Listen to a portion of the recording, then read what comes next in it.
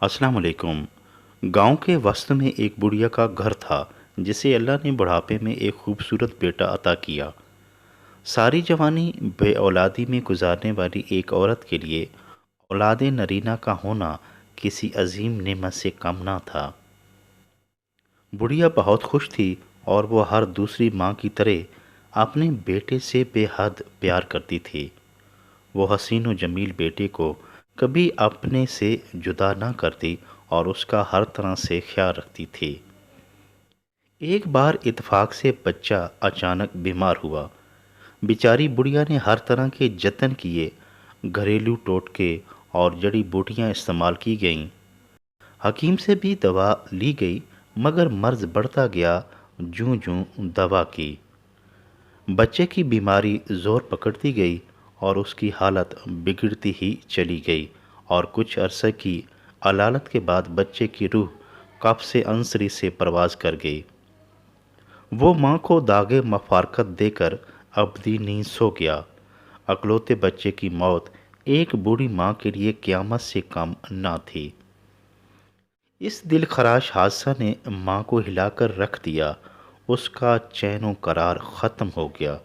उसकी दुनिया लुट गई और वो हर वक्त बेटे के गम में रोती रहती। वो दिल के हाथों मजबूर, हवास बाख्ता होकर अपने मरहूम बेटे को हासिल करने के लिए कोशां हो गई। हालांकि ये हकीकत है कि इस दुनिया को छोड़कर जाने वाला कभी वापस नहीं आया, मगर बूढ़ी का खाम ख्याल था कि शायद बेटे को वापस लाने का कोई सबब बन जाए और ऐसा मुमकिन हो। लिहाजा वो हर किसी के पास मदद की दरख्वास्त लेकर जाती कि किसी तरह उसका बेटा वापस मिल जाए।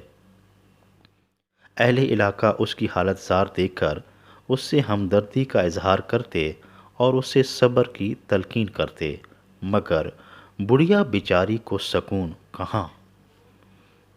एक रोज़ हिस्बे मामूल वो घर से निकली और बच्चे को वापस उस दुनिया में लाने के लिए मदद की दरख्वास्त लेकर दर दर फिरती रही। किसी शख्स ने उसकी दिलजोई के लिए बताया कि फ़लाँ मुकाम पर एक बुज़ुर्ग रहते हैं, मुमकिन है वो तुम्हारी मदद कर सकें। अगले रोज़ सुबह सवेरे बुढ़िया उसी बुज़ुर्ग के पास जा पहुंची। आहो फुगा के साथ बेटी की मौत की दर्द भरी दास्तान सुनाई और दाद रस्सी की आजिज़ाना दरख्वास्त की कि बेटी को वापस इस दुनिया में लाने के लिए मदद करें कि उसके बगैर एक बूढ़ी माँ की दुनिया तारीख हो चुकी है। बुजुर्ग एक रहमदिल और फ़हम फ़िरासत के मालिक इंसान थे। उन्होंने बड़ी हमदर्दी के साथ उस शकिस्ता दिल बुढ़िया की दास्तान सुनी। बेटे की मौत पर गमनाक हुए, उससे इजहार हमदर्दी किया और दिलजोई की खातिर उसकी मदद करने का वादा किया। हमदर्दी के चंद बोलों से बूढ़ी को एक आस उम्मीद लग गई। बुजुर्ग चंद लम्हे जिक्र में मसरूफ़ रहने के बाद बुढ़िया से बोले, तुम्हें इस मकसद के लिए एक अमल करना होगा, और वो ये कि अगर किसी ऐसे घर से चंद घूंट पानी के ले आओ जिनके घर में कोई फौत ना हुआ हो, फिर मैं उस पानी पर एक अमल करके तुम्हारे बेटे को ज़िंदा कर सकता हूँ। बुजुर्ग की ये बात सुनकर बुढ़िया खुश हो गई कि ये कौन सा मुश्किल काम है, अभी किसी घर से लाकर दे देती हूँ। बूढ़ी उठी और एक करीबी घर में दाखिल हो गई और पूछा, क्या आपके घर में कोई फौत हुआ है? उन्होंने बड़े दुख और कुर्ब से अपने कई प्यारों की जुदाई के दर्दनाक किस्से सुना डाले, जो कि उनका साथ छोड़कर दार फ़ानी कूच कर चुके थे। बुढ़िया मायूस होकर वहाँ से उठी और अगले घर पहुँच गई।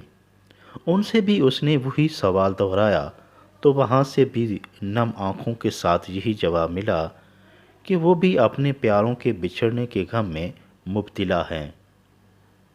अलगर्ज बुढ़िया ने सारा शहर छान मारा, मगर कोई एक घर भी ऐसा ना मिला कि जिसने अपने प्यारों की जुदाई का गम ना उठाया हो। बुढ़िया ने काफ़ी कोशिश की, मगर उसे सिवाय मायूसी और नाउमीदी के कुछ ना मिला। वो परेशान तो बहुत हुई, مگر اسے یہ احساس ہوا اور سمجھ گئی کہ موت و حیات کا سلسلہ اٹل ہے، اس سے کسی کو مفر نہیں۔ یہ قانون قدرت ہے کہ جس نے اس دنیا میں آنا ہے اس نے جلد یا بدیر یہاں سے کوچ بھی کرنا ہے، اور یہی اس دنیا کی روایت ہے، لہٰذا اس کا واحد علاج صبر ہے، قدرت کے فیصلوں کو تسلیم کرنا اور ان پر صابر و شاکر رہنا۔ بڑھیا آہستہ آہستہ قدم اٹھاتی اپنے گھر کی جانب رواں دواں تھی۔ اس کے دل کو کچھ تسلی ضرور ہوئی کہ وہ اکیلی ہی اس غم میں مبتلا نہیں، بلکہ ہر گھر کی یہی کہانی ہے۔ ایک خدا رسیدہ بزرگ نے حکمت عملی سے دنیا کی بے ثباتی، یہاں عارضی ٹھکانے اور موت کی حقیقت کا فلسفہ اچھی طرح بڑھیا کو ذہن نشین کرا دیا۔